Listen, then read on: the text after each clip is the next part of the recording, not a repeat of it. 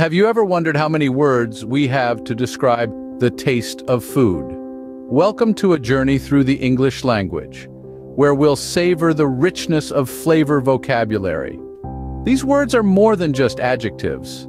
They are the key to communicating our sensory experiences. Especially for those learning English, understanding this flavorful lexicon can add a dash of zest to their language skills.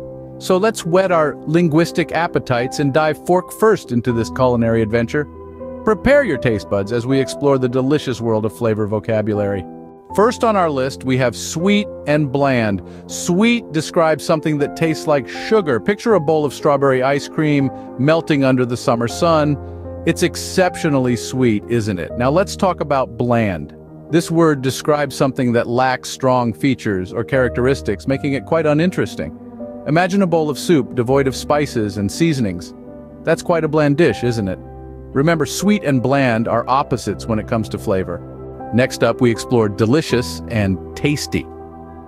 Delicious is a word we use when we want to describe food that has a very pleasant taste.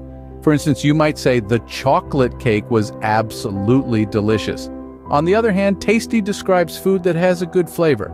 For example, you might find yourself saying, "The beef stew was very tasty." So next time you savor a meal, remember using delicious or tasty is a great way to compliment the chef. Now, let's heat things up with spicy and cool down with bitter. When we say something is spicy, we mean it has a strong, hot flavor. Imagine biting into a chili pepper and exclaiming, "The chili sauce was too spicy for me." On the other hand, bitter refers to a sharp, pungent taste, like taking a sip of your morning brew and noting, "The coffee was too bitter for my liking." While spicy might make you reach for a glass of water, bitter could have you reaching for a spoonful of sugar.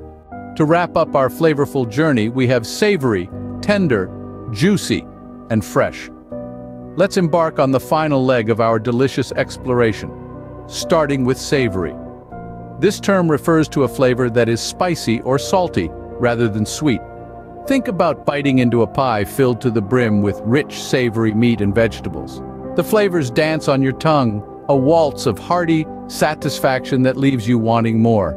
That's savory for you, a taste that's deeply satisfying and far from sugary sweetness. Next up, we have tender. Picture this. You're at a fancy restaurant and you've just ordered a steak. The waiter brings it to your table, and as you cut into it, the knife glides through like it's slicing through butter. You take a bite, and it practically melts in your mouth. That steak, my friends, is the epitome of tender.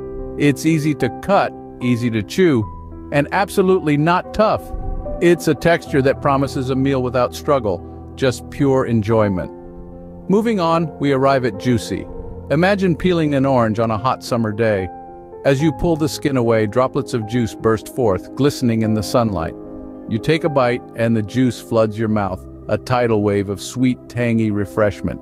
That's what juicy is all about. It's a word filled with succulence, with the promise of flavor that's just bursting at the seams. Finally, we come to fresh. Think about walking into a bakery early in the morning, the smell of bread fresh out of the oven wafting through the air.